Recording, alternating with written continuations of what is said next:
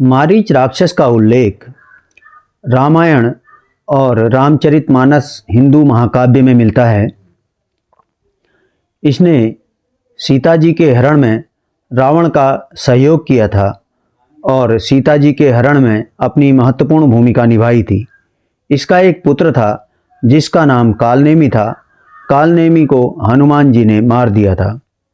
इसकी माता का नाम ताड़िका या तातका था और इसका एक भाई सुबाहु था।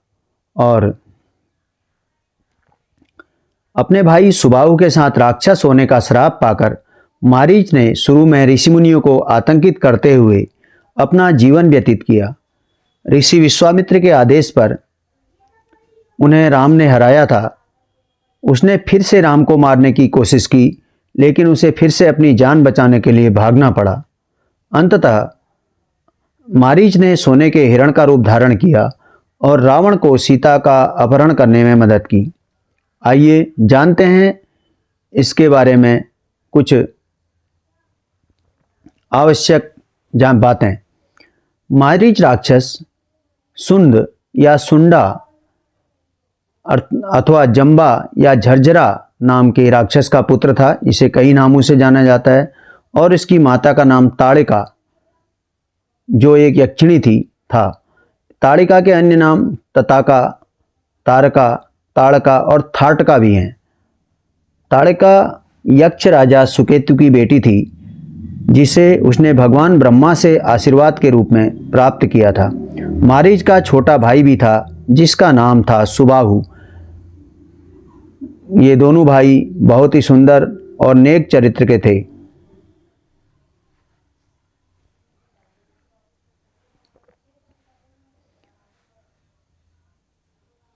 वे जादू टोने में निपुण हो गए थे। एक बार सुंद राक्षस ने नशे की हालत में अगस्त ऋषि के आश्रम पर आक्रमण कर दिया। क्रोधित अगस्त ने अपनी ध्यान शक्ति से उसे जला डाला। तब ताड़िका ने सुंद की मृत्यु का पता चलने पर अपने बेटों से ऋषि से प्रतिरोध लेने के लिए कहा और दोनों बेटों के साथ ऋषि अगस्त पर हमला कर दिया। ऋषि ने ताटका, मारीच और सुबाहु को शाप देकर उन्हें दुष्ट, घृणित, राक्षसी और राक्षसों में बदल दिया। ताटका और उसके बेटे राक्षसों के कुलपति सुमाली से सहायता मांगने के लिए पाताल गए। सुमाली उन्हें अपने पोते लंका के राक्षस राजा रावण के पास ले गया। रावण ने तीनों को गंगा के संगम के पास सरयू नदी के तट पर स्थित मलादा और करुषा राज्यों पर कब्जा करने में मदद की। तीनों ने राज्यों को नष्ट कर दिया और इन्हें घने जंगल में बदल दिया, जिससे ताड़िका के जंगल के रूप में जाना जाने लगा। उन्होंने लोगों को आतंकित कर दिया। जो कोई भी उस जंगल में जाने की हिम्मत करता उसे खा जाते। देवताओं, राक्षसों और मनुष्यों के साथ साथ सूर्य और बादलों को भी ताड़िका और उसके पुत्रों ने क्षेत्र में प्रवेश करने पर मना कर दिया और ये भी उनके क्षेत्र में प्रवेश नहीं कर सकते थे। मारीच और सुबाहु को क्षेत्र में ऋषियों को परेशान करना और उनके यज्ञ को नष्ट करना पसंद था। भाइयों ने यज्ञ वेदियों पर रक्त, मांस और हड्डियां फेंक दी और ऋषियों के बलिदान की पवित्रता को नष्ट कर दिया। महान ऋषि विश्वामित्र ताड़का वन के पास के क्षेत्र में रहते थे और अपने शिष्यों के साथ तपस्या और यज्ञ करते थे और ताड़िका और उनके पुत्रों से पीड़ित थे। अब इस खतरे को सहन करने में असमर्थ विश्वामित्र मदद के लिए अयोध्या के राजा दशरथ के पास पहुंचे। उन्होंने दशरथ से अपने यज्ञ की रक्षा करने के लिए अपने बड़े पुत्र राम को भेजने का अनुरोध किया। हालांकि दशरथ शुरू में अपने 16 वर्षीय लड़के को भेजने के लिए अनिच्छुक थे, लेकिन अंत में उन्होंने शाही गुरु अर्थात वशिष्ठ की सलाह पर राम और उसके छोटे भाई लक्ष्मण को विश्वामित्र के पास भेज दिया। विश्वामित्र ने उन्हें युद्ध कला में प्रशिक्षित किया और विभिन्न मंत्र सिखाए। जब विश्वामित्र और राजकुमार ताड़िका के वन से गुजर रहे थे तो ताड़िका ने उन पर हमला किया। लक्ष्मण की सहायता से राम ने उसे अपने बाण से मार डाला। जिस प्रकार ताड़िका के अंत पर देवताओं को प्रसन्नता हुई, उसी प्रकार विश्वामित्र ने राम को आशीर्वाद दिया। ऋषि ने उसे पुरस्कार स्वरूप दिव्य अस्त्र शस्त्र दिए। तब विश्वामित्र ने अपना 6 दिवसीय यज्ञ शुरू किया, जिसमें राजकुमार पहरे पर खड़े थे। जबकि पहले 5 दिन बिना किसी घटना के बीत गए, छठे दिन यज्ञ की अग्नि अचानक लड़खड़ा गई, जो संकट का संकेत दे रही थी। मारीच और उसका भाई सुबाहु राक्षसों की भीड़ के साथ काले बादलों की तरह गर्जना करते हुए और भयंकर आवाज करते हुए पेड़ों की चोटी से प्रकट हुआ। उन्होंने एक यज्ञ अग्नि पर रक्त और मांस की वर्षा करके उसे नष्ट करने का प्रयास किया। राम ने अपने धनुष से अस्त्र चलाया। इस अस्त्र का नाम मानवास्त्र था, जो मीलों दूर लक्ष्य पर वार कर सकता था। तीर मारीच की छाती में लगा और उसे 100 फरलांग दूर समुद्र में फेंक दिया।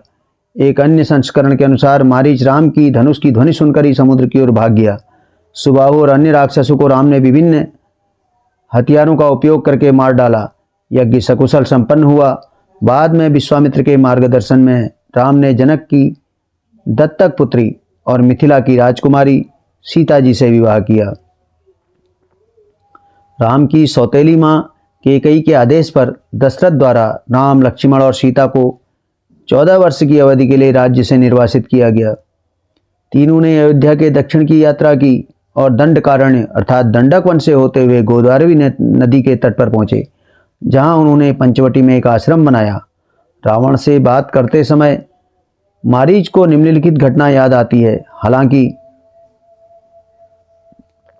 मारीच दंडकारण्य लौट आया और उसने खुद को एक ज्वलंत जीव और 2 तेज सींग वाले जानवर के रूप में दिखाया। उसके साथ जानवरों के रूप में 2 राक्षस भी थे। उन्होंने मानव मांस खाया और तपस्वियों को आतंकित करते हुए तीर्थ स्थलों की यात्रा की। वे तपस्वियों को मार डालते थे और उनका खून पी जाते थे। एक बार मारीच ने राम, लक्ष्मण और सीता को देखा। अपनी आखिरी मुठभेड़ को याद करते हुए मारीच ने अपने राक्षसी साथियों के साथ प्रतिशोध लेने के लिए अपने क्रूर जानवर के रूप में उन पर हमला किया। राम ने एक साथ 3 तीर चलाए, जिससे मारीच के सहयोगी मारे गए, लेकिन तीसरा तीर मारीच से छूट गया, जो डर के मारे भाग गया। बचा हुआ मारीच एक संत व्यक्ति में बदल गया। उन्होंने एक तपस्वी का जीवन जिया। उन्होंने एक आश्रम स्थापित किया, उलझे हुए बाल बढ़ाए और पेड़ की छाल पहनी। उन्होंने अपने राक्षसी गुणों को त्याग दिया और अपनी गलतियों का एहसास करना शुरू कर दिया और तब तक राम के भक्त बन गए। अंततः रावण की रणनीति के अनुसार उनकी मृत्यु राम के हाथों हुई।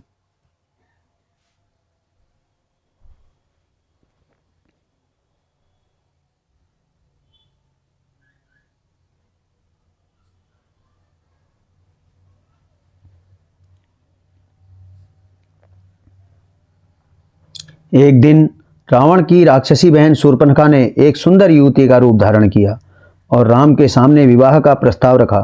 राम ने अपने प्रस्ताव को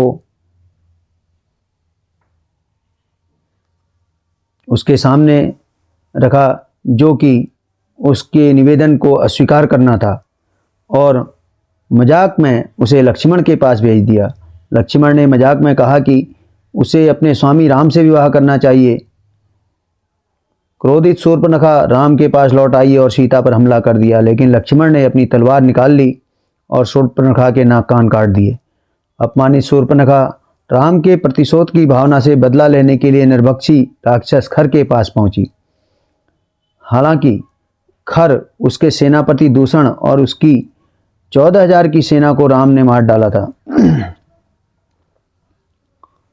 जब उन्होंने उन पर हमला किया था, शूर्पणखा और उसके मामा अकंपन, जो नरसंहार से बच गए थे, खबर लेकर लंका पहुंचे और प्रस्ताव रखा कि रावण राम की खूबसूरत पत्नी सीता को चुरा ले। रावण सोचने लगा और अपने अगले कदम के बारे में सोचने लगा। फिर वह अपने सहयोगी मारीच से मिलने के लिए अपने हवाई रथ में समुद्र के पार उड़ गया। मारीच समुद्र तट पर एक एकांत आश्रम में रहता था। रावण ने मारीच को खर, दूषण और उसकी सेना की मृत्यु के साथ साथ शूर्पणखा के अपमान की सूचना दी। उन्होंने मारीच से कहा कि वह चांदी के धब्बों वाला सुनहरा हिरण बन जाए और राम के आश्रम के आसपास चरे। हिरण को देखकर सीता राम, लक्ष्मण से उसे पकड़ने के लिए जरूर कहेंगी। जब भाई सीता को अकेला छोड़ देते थे तो रावण उनका अपहरण कर लेता था। सीता के वियोग के दुख से दुखी राम रावण द्वारा आसानी से मारे जाएंगे। मारीच, जिसे राम की शक्ति का प्रत्यक्ष अनुभव था, इस विचार से भयभीत हो गया। बुद्धिमान मारीच ने राम की धार्मिकता और वीरता को याद करके रावण को हतोत्साहित करने का प्रयास किया, कि चेतावनी दी कि यह विचार केवल रावण, लंका और राक्षस जाति के विनाश का कारण बनेगा। उन्होंने राम के साथ अपनी पहली मुलाकात का वर्णन किया। जब उन्होंने राम को कम आंका तो उन्हें एक लड़का कहकर खारिज कर दिया। कैसे राम के एक ही तीर से वह सैकड़ों मील दूर जा गिरे थे। इसके बाद उन्होंने दंडकारण्य में राम के साथ अपनी दूसरी मुलाकात की कहानी कही। इस प्रकार से हालांकि रावण ने मारीच की बातों को नज़रअंदाज कर दिया और पूछा कि उसने राम की प्रशंसा करने और अपने राजा रावण की शक्ति पर सवाल उठाने की हिम्मत कैसे की। रावण ने घोषणा की कि राक्षसों की मौत का बदला लेने के लिए वह मारीच की मदद से या उसके बिना भी सीता का अपहरण करेगा। उसने अपनी योजना दोहराई और मारीच को सोने का हिरण बताया। सफल होने पर वह और मारीच लंका लौट कर आएंगे और रावण मारीच को अपना आधा राज्य देगा। रावण ने धमकी दी कि जहां उसकी योजना के कारण राम के हाथों मारीच की मृत्यु हो सकती है, वहीं मारीच के इनकार का मतलब उसके हाथों उसकी मृत्यु होगी। अंततः मारीच सहमत हो गया, लेकिन अपनी मृत्यु के साथ साथ रावण लंका और राक्षसों के अंत की भविष्यवाणी करने से पहले और रावण को चेतावनी देने से पहले नहीं कि उसे मारीच के शब्दों को खारिज करने के परिणाम भुगतने होंगे जो उसके अपने भले के लिए किए थे। एक मारीच और रावण फिर रावण के रथ में पंचवटी की ओर उड़ गए और राम के आश्रम के पास रुक गए। तब मारीच ने एक सुंदर सुनहरे हिरण का रूप धारण किया, जिसके शरीर पर चांदी के धब्बे थे और वह नीलमणि, चंद्रमणि, काले जेट और नीलम जैसे कई रत्नों से चमक रहा था। मारीच ने राम के आश्रम के पास पास चरना शुरू कर दिया ताकि सीता उसकी एक झलक पा सकें। जैसे ही जानवर खाने वाला राक्षस मारीच हिरण के रूप में जंगल में दाखिल हुआ, अन्य जानवरों को कुछ गलत होने का आभास हुआ। वे डर के मारे भाग गए। मारीच ने सीता को फूल इकट्ठा करते हुए देखा और उनके सामने दौड़ा। आश्रम के चारों ओर खेल रहे हिरण की सुनहरी चमक ने सीता को आकर्षित किया, जो आश्चर्यचकित हो गई और उन्होंने राम और लक्ष्मण को उस शानदार जानवर को देखने के लिए बुलाया। चमत्कारिक हिरण को देखकर लक्ष्मण को बेईमानी का एहसास हुआ और उन्होंने सुझाव दिया कि हिरण मारीच का एक मायावी रूप था, जो शिकार के लिए जंगल में आए राजाओं का शिकार करता था। सीता ने राम को हिरण को जीवित या मृत लाने के लिए राजी किया। उन्होंने कहा कि अगर पकड़ा गया तो इसे पालतू जानवर के रूप में पाला जा सकता है और अपने 14 साल के वनवास की याद के रूप में वह वापस अयोध्या ले जाया जा सकता है। राम ने कहा कि यह हिरण सीता की इच्छा पूरी करने के लिए उस दिन उनके हाथों मर जाएगा, या यदि वह मारीच जैसा जादुई राक्षस था जिसने राजाओं को मार डाला था, ऋषियों को नुकसान पहुंचाया था, जैसा कि लक्ष्मण ने कहा था, तब भी इसे मारना उनका कर्तव्य था। जानवर राम ने हिरण के पीछे जाकर उसे मारने का फैसला किया और इस बीच लक्ष्मण ने से सीता की देखभाल करने के लिए कहा। मारीच दौड़ा, उसके पीछे राम भी दौड़े। मारीच राम को आश्रम से बहुत दूर ले गया, जिससे राम बहुत क्रोधित हुए। काफ़ी देर तक पीछा करने के बाद थका हुआ हिरण एक छायादार घास के मैदान में रुक गया। राम ने अवसर का लाभ उठाया और अपने सुनहरे बाण से उसे मार गिराया। जब मरता हुआ मारीच अपने असली रूप में लौट रहा था तो उसने राम की आवाज़ की नकल करते हुए चिल्लाया, हे सीता, हे लक्ष्मण। सीता छल का शिकार हो गई और उन्होंने लक्ष्मण से जाकर राम की खोज करने को कहा।